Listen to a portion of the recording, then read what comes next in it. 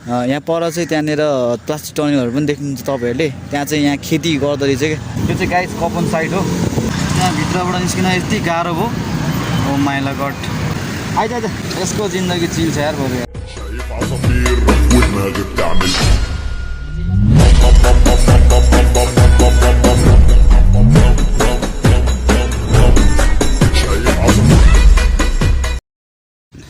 So hello everyone, welcome back to my another video.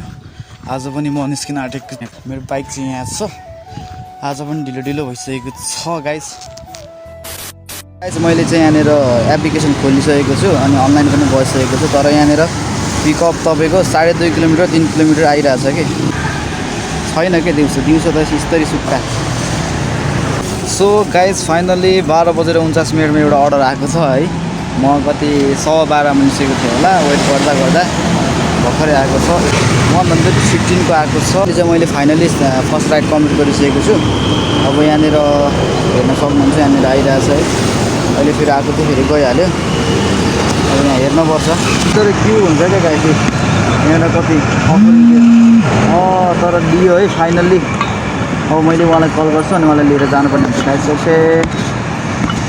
Guys होइन, उहाँलाई चाहिँ मैले बौद्धबाट ल्याएर यहाँनिर इन्द्रचोकमा छोडिदिएँ। तर यहाँनिर इन्द्रचोक पुग्नलाई यति गाह्रो भयो नि, सानो भिड छैन क्या यहाँनिर। अब त नआउने यार, छ्या यतिका 45 मिनट लाग्यो यार, 45 मिनट। त्यहाँ भित्रबाट निस्किन यति गाह्रो भयो। यहाँबाट भागिहाल्ने एउटा राइड भयो भने चल्दिहाल्ने।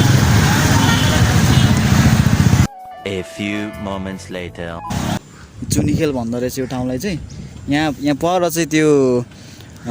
चाहिँ त्यहाँनिर प्लास्टिक टर्निङहरू पनि देख्नुहुन्छ तपाईँहरूले। त्यहाँ चाहिँ यहाँ खेती गर्दो रहेछ क्या यो ठाउँमा। यस्तो ठाउँमा आएको छु है। पुरै वरिपरि पहाडै पहाड, जङ्गलै जङ्गल, वहाँ माथि जङ्गलसम्म पुगेको थिएँ। सो गाइज होइन, अहिले चाहिँ म यहाँबाट निस्किसकेको छु। मसँग चाहिँ गोप्रो सोप्रो छैन क्या गाइज है। अनि एकदम गाह्रो भएको छ, भिडियो बनाउन मन लाग्छ है। सङ्घर्ष भनेकै यही रहेछ क्या, बिस्तारै बिस्तारै गर्नुपर्छ। चट्टै धानहरू पनि छ है, धान छ। अनि त्यस पछाडि यहाँनिर यता पनि खेती गर्नुभएको छ।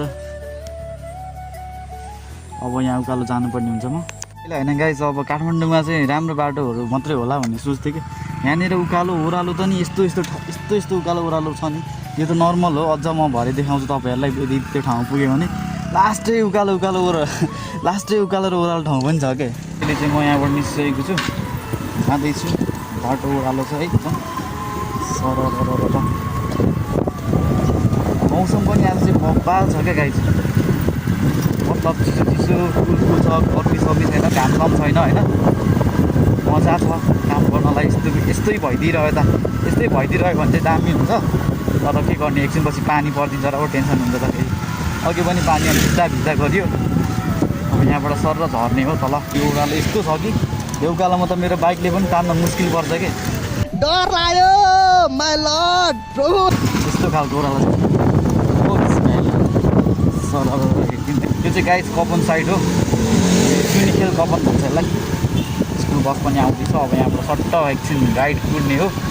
A few moments later. So guys अहिले चाहिँ म सुकेधारामा छु है। त्यहाँ सुकेधारामा बसेको छ होला 1 घन्टा हुन आँट्यो यार। आज चाहिँ यसो घुमघाम गर्ने काम मात्रै भइरहेछ होइन। सोचेको जस्तो आज सोचे चाहिँ जिन्दगी रहेनछ भने जस्तो पानी झर्नै आँट्यो यार। आइजको टाइज यसको जिन्दगी चिल छ यार बरु यार। समझ रहे हो। अहिले चाहिँ म यता यहाँ बिजी मलमा आइसकेको छु होइन। बिजी मल साइडमा यहाँ देख्नुहुन्छ पठाउहरू थोरै छैन। पठाउ ग्याङ सबै है। राति त्यो पानी पर्नु थालिसक्यो यार। आम्मा यस्तो कालो मैलो भएको। आज त राइड पनि आज त राइड पनि नपाइने होइन। के भयो देउता रिसायो यार। सो गाइस यो चाहिँ मनोमाइजदेखि अलिक माथि यो ठ्याक्कै ठाउँ चाहिँ थाहा भएन होइन। जे होस् मनोमाइज नै भन्छ के अरे। यहाँदेखि चाहिँ दामी काठमाडौँको भ्यू देख्दो रहेछ कि। मलाई मन पर्यो। यहाँदेखि चाहिँ दामी भ्यू हेर्न सकिने रहेछ। वहाँ एउटा छ के हो त्यो फुटसल जस्तो छ, यो आई डोन्ट नो, त्यही जस्तो लाग्छ मलाई चाहिँ। तर सही छ। यहाँदेखि चाहिँ यहाँनिर एउटा रेस्टुरेन्ट पनि रहेछ, एउटा होमस्टे टाइपको होइन। अनि यहाँनिर चट्ट आएर मान्छेहरू खाँदै यहाँदेखि चाहिँ भ्यूहरू हेर्दो रहेछ कि। अब अहिले चाहिँ हल्का पानी पर्नु सुरु गर्यो कि। अब पानी पऱ्यो, त्यही भएर बाहिरतिर मान्छे छैन।